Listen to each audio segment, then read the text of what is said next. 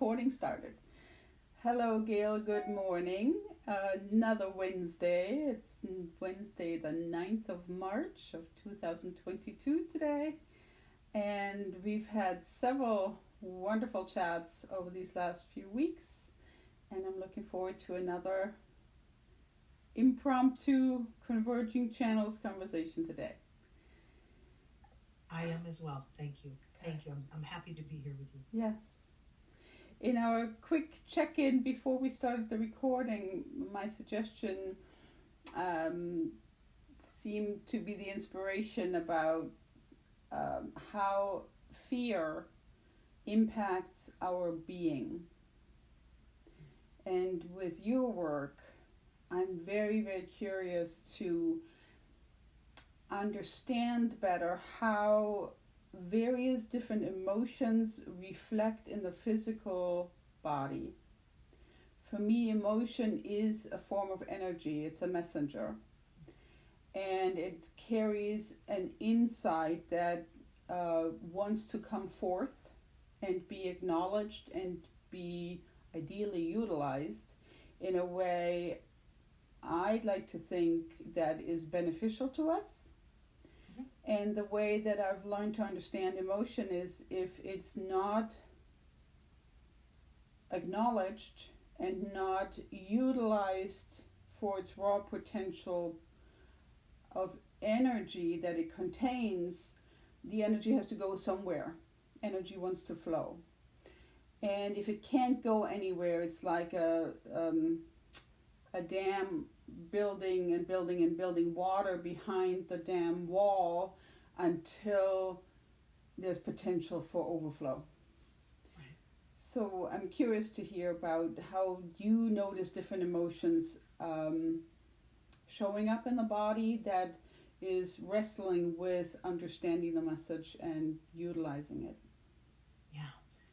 I love the image of a dam exploding because if we do not tend to the fear, if we don't pay attention, it will eventually explode in ways that we didn't have the option of controlling it. So fear can get away from us. I mean, we all have this, 1 o'clock in the morning mind that just won't stop, won't stop. And it's not really valuable because you're not really using we spoke of your logical mind to really say, okay, what is this? Mm-hmm. What does this mean? But before we get further into that, I experienced exactly what we're speaking about right now, this morning. Oh, wow. I had a massage client come in. Yeah. And he called me last night and said that he hurt his back. Mm-hmm. So I said, come on in at 7:30. So he could barely get out of his car. Oh, wow. He hobbled in, and I knew exactly what muscle was the problem because I've experienced it. Mm-hmm. And it's the fear of not knowing what it is, the fear of having the pain be so brutal that he can't stand or sit, the fear of not being able to control your emotions and your physical body. Yeah. So I did get him on the table. It was a struggle. And I knew, like I said, what muscle it was, and I put my hand on it. And he said, oh my God, that's it. That's exactly where I'm feeling it. That you got it. And he said, what is that? What is that? And I said, it's a muscle. It's about 4 inches long, and it's really, really mad at you. And he said, it's a muscle. Well, I feel better already. Just knowing that it's not a kidney problem, just knowing that it's not a structural damage to his spine. Yes. Just knowing. Now I have a little bit more information to make my choice of how strong is my fear going to be. He is still afraid because it hurts like hell. Yeah. And it is debilitating. But he now has more information that he has something to do about it. Yes. I gave him immediately 2 exercises to do, and he did them, and it was the first time it was such a struggle. You put your left arm out and your right leg, you lift both of them at the same time, about an inch off the ground, off the table. And then he did the next one.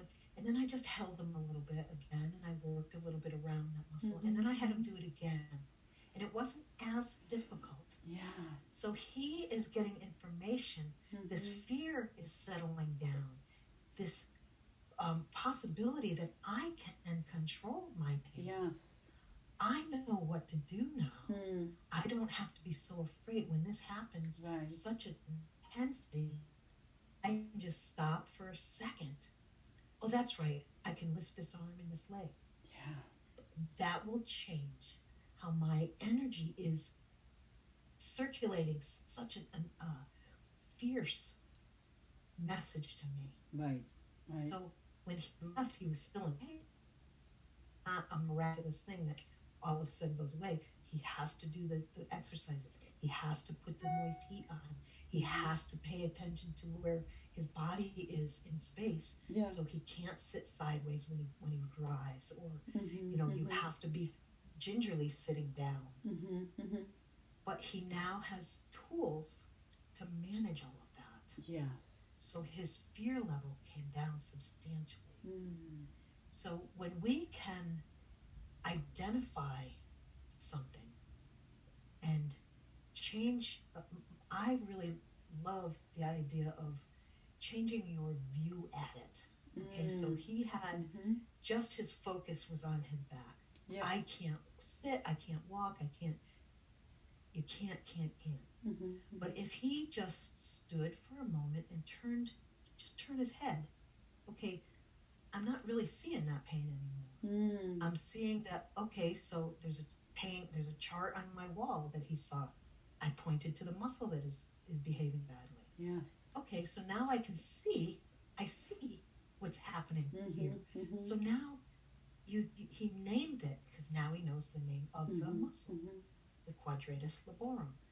He knows, and now we can be friends. Yeah. Now we don't have to be so afraid of each other. We're not going to be so resistant. Yeah. So he has changed his fear level. He's changed his understanding. He has changed having something now to know what to do. He's changed his perspective. He has changed his belief. I can't feel good. Oh, I can feel good. Yes. So it's really a perfect example of energy spiraling out of our capabilities of knowing what to do, knowing there is something to do.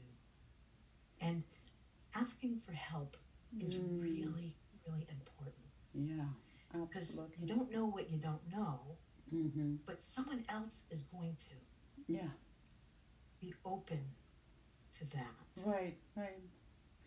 So interesting as I'm listening to you, just particularly in this last segment that you just mentioned, with our the energy of emotion that's not addressed and what happens to that. And the picture that I had initially was this picture of a dam and water building up behind that dam. And the picture just shifted to a water main breaking. Sure. Or a fire hydrant being opened up and spewing water everywhere. And it's very non-directed at that moment. It goes anywhere it wants to and kind of bounces off the wall. It has the power. Energetically. It has the power. It has the power. Yes. And to bring the power back to the individual, what our audience missed in our little check-in before we started recording is I shared with you that the particular emotion I wanted to tap into today is fear, because there is so much spewing of that around us currently, very non-directed, bouncing off the walls. And I'm not a physicist, but I see energetic particles bouncing off surfaces and kicking each other and agitating each other to a higher state of energy, which again for me suggests a magnitude of raw potential that can either be utilized to knock things out of whack or to compress them tightly and tightly and tightly until something is rather cranky with us in our system, or to listen to the message and to we were talking about taking in the news. I shared with you that I'm very selective in my exposure to that because I see the power of the energy. Words have energy. Language has energy, images have energy, and we choose what we expose ourselves to and what we want to plug into, and to be aware of how our entire being responds to that and utilizes, consciously or not so consciously, the energy that in a way is bombarding us. And I love how you shared this example from this morning. When we redirect, when we choose to look at what's happening consciously without feeling lost at sea.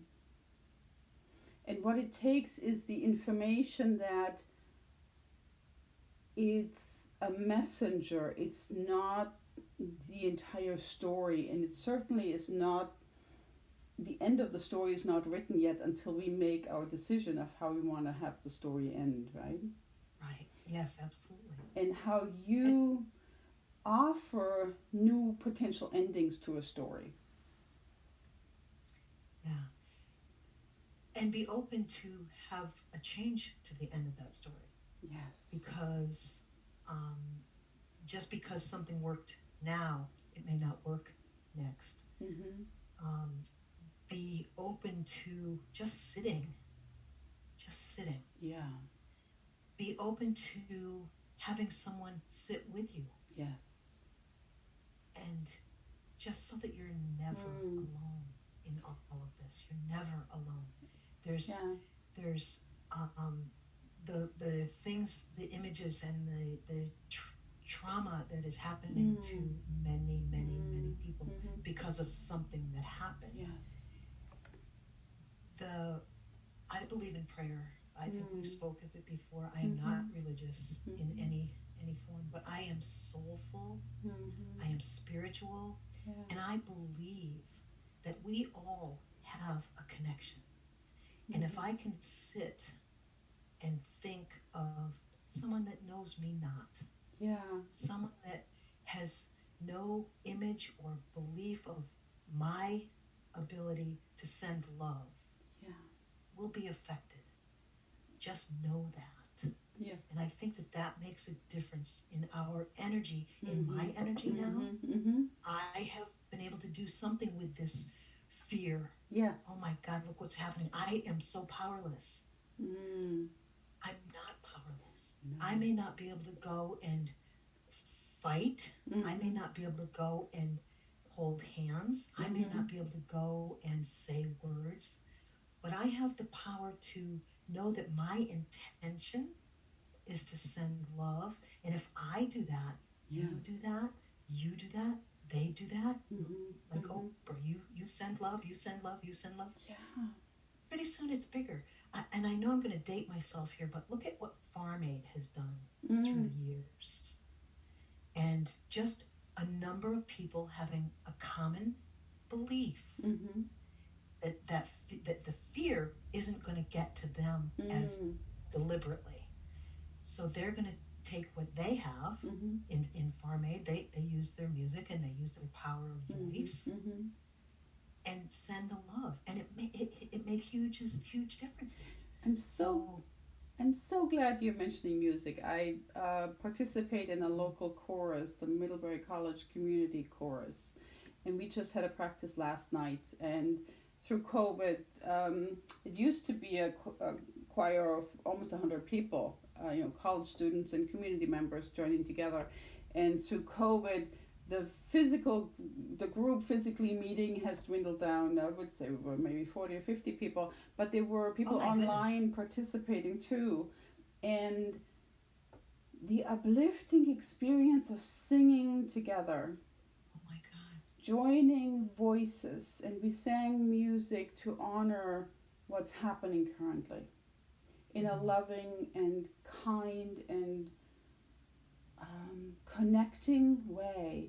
And on the audio that we're recording currently, people, if they listen carefully, notice, their cars going by. It's not something that I'll edit out, but it's actually a beautiful metaphor how energy travels even through barriers. We hear street traffic even though the window is closed and there are walls between the street and us here. Energy travels much, much further than we often are aware. So I totally agree with you that if we think a kind thought to somebody around, the other side of the globe, I truly believe that, even science supports that it has an effect. Yeah. That ripple effect. Just imagine when you reach out for help, how two people, two resources connect with each other. One having a challenge, one, if not having the final solution, but just a listening ear, just the presence, just in quotes, because that's the deciding factor for me. It's that presence with self and with another to honor what's happening at that moment. That shifts everything, doesn't it? Just like you were present with that cranky muscle that this person probably couldn't reach themselves, and giving information from your perspective that helped that person whittle down the static of oh my god, what's happening, to okay, still hurts, but at least I know now what I'm dealing with, and I know now how I can help myself to improve. Absolutely. Yeah. Energy out of control, energy manageable, energy beneficial. Perfect. Since we're about 20 minutes into our conversation, that might be a good segue thought. The managing of energy, we are not at the mercy of it. We are meant to be masters of energy. And it's just a learning segment in our life school of understanding better what wonderful raw clay, speaking of that metaphor from last week's chat, we have right it out the tips of our fingers to mold the way that it's actually helpful, kind, caring, expansive, connecting, and loving.